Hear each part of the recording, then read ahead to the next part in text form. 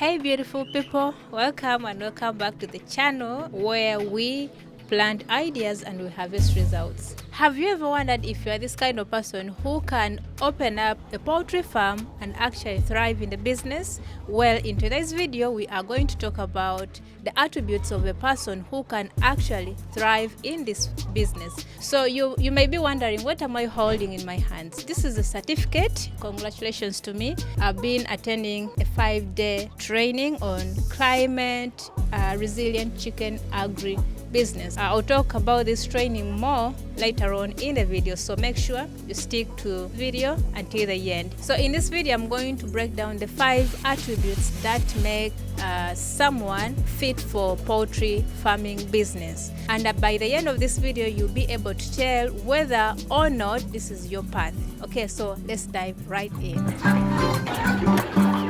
Poultry farming is not a 9-to-5 job.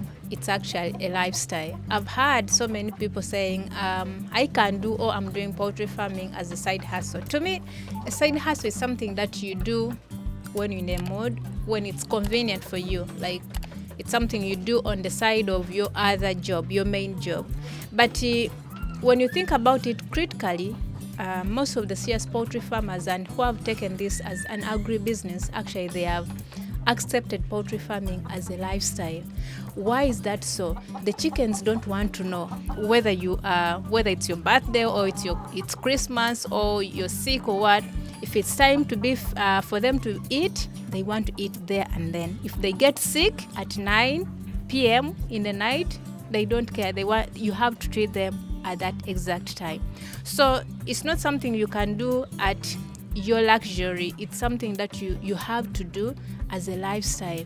I mean, I've seen so many serious poultry farmers. You see them going to the chicken house, and they spend hours and hours there. They actually, some of them, they even transfer their offices and sit in their flock. They observe them, like they create a bond with these chickens. And if you go that person and ask them anything to do with chickens, they will it's just on their fingertips, and you wonder how are they able to tell that one bird can consume this kind of amount of feeds, or this bird, this one is sick, this one is okay, this one is healthy. It's because they have taken on poultry farming as a lifestyle. They breathe, they drink, they speak poultry farming. And if you are this kind of person, if you find yourself feeling that you can actually do poultry farming, or you can take on the lifestyle of poultry farmers, then that's the very first green flag for you to call yourself a poultry farmer. Love and patience goes a long way in this business of poultry farming. Like, you really have to enjoy the process of raising these birds. There are days that are going to be very difficult. Like, for example, the birds may get sick. They may actually also die. A delivery may get delayed, and maybe the feeds have also delayed. So during those days, if you just in poultry farming for money, then those days are going to really wear you out. That's when the passion comes in. If you really love seeing your birds grow, just watching them, being around them, then those moments will actually help you to go through tough times when you're doing poultry farming. And the other thing, it's patience. These birds don't grow overnight. Imagine these birds are 12 weeks now. Yes, they are 12 weeks now. They were not like this, And I'm expecting production, if Allah wills, maybe when they make 18 weeks. Or even, they might even take their time. They might even start giving me eggs around 20 weeks. If I'm not patient enough, I may start beating myself around, be like, why did I take on poultry? I may start cursing the whole process. So being patient and having passion for these birds in the poultry farming business, it will help you to do well. In addition to taking on poultry farming as a lifestyle, you have to be someone who has who is sharp at observing. You have this keen eye.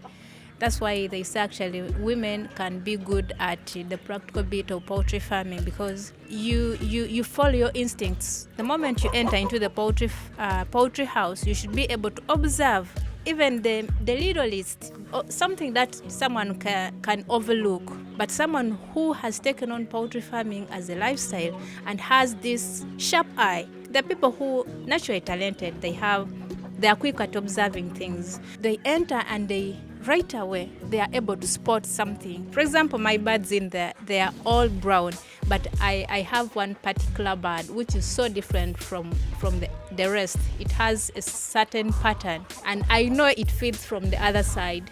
So you should be able to observe small details. For example, you should be able to tell that this drinker, when I place it here, the birds may not drink water from here.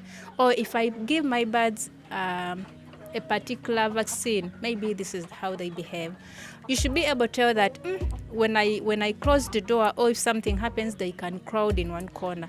Or if I do this, those little details, Let me hope I'm making myself clear. Like, you have a keen eye, a sharp eye, you're quick at observing some things about your chickens, then you're right for poultry farming. So the other thing that you must be cautious about is the biosecurity and cleanness. These are your best friends, because if you observe biosecurity and cleanness, it means you are protecting your birds, you're protecting your business, and you're protecting your mind, because when a bird gets sick, out of negligence and all that, it will really eat you up, it will stress you out.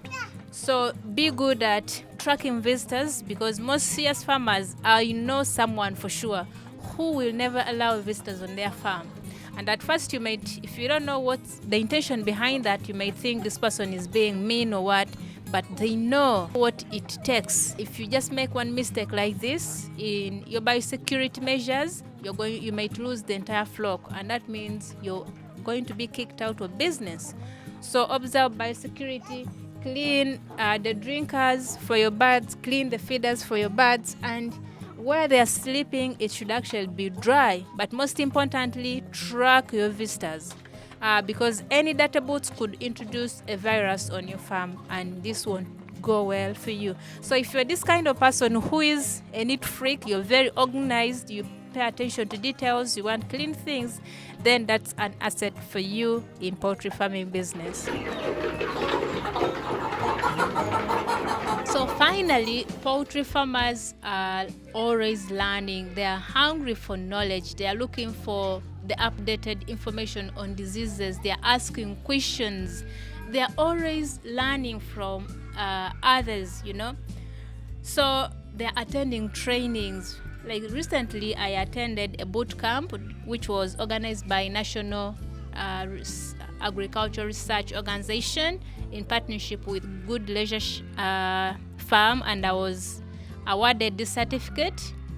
This training was basically about climate resilient chicken agribusiness. It was limited slots. We were only 30 participants, some from Rwanda, Burundi, and then us from Uganda. So in this training, youths were skilled on how to incorporate some of the climate resilient practices that can help them in their business, in their chicken value business. Because if you don't abreast yourself with the latest knowledge about poultry farming, you may not thrive actually, because things really change fast when it comes to poultry farming. This year may be the feeds, the other it could be the diseases, the other it could be about something else. So if you attend these trainings, you'll be able to know what are the alternatives, what are the solutions to the current problems. For example, this year, starting from actually last year until now, the problem, the major challenge which is affecting all the poultry farmers in Uganda, it's feeds, the high prices of feeds. And from this training, we were able to learn the alternatives. People are there coming up with alternative feeds. For example, we were trained on how to produce BSFC, that's black soldier fly, and then how to farm azolla and how to use azolla in the chicken value chain. Because if you are able to substitute, not like really substitute, but if you're able at least to use a bigger percentage of azolla, which is a protein source in your feeds, that means you'll be able to cut on the costs of some protein sources in most of these commercial feeds.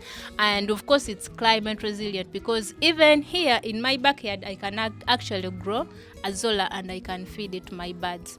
Or I just need a few cardboards and I can start growing black soldier flies. And those are some of the knowledges or some of the ideas that are shared in such trainings. If you're this kind of person who doesn't like to learn, you don't love to evolve, then poultry business, it might not be for you. But if you are this person who is curious, who is always hungry for knowledge, who is always willing to use best methods and evolving, being the best at poultry farming, then of course poultry farming may be the business for you. So my friend, if you found yourself nodding to most of these points, then I have good news for you. You are the right person with the right mindset to do poultry farming business. But if not, that's okay too. It simply means you know what areas you have to work on before you jump right in. Remember, poultry farming is not just about chickens. It's actually about you, your work ethics, and your resilience, and your willingness to learn. Okay, so that's a wrap on our video, and thank you for watching. If you find this video helpful, kindly hit the like button and subscribe to the channel. And let's continue the discussion in the comments section below. Do you think you've got what it takes to do poultry farming business? Let us know in the comments, and of course, see you in the next video.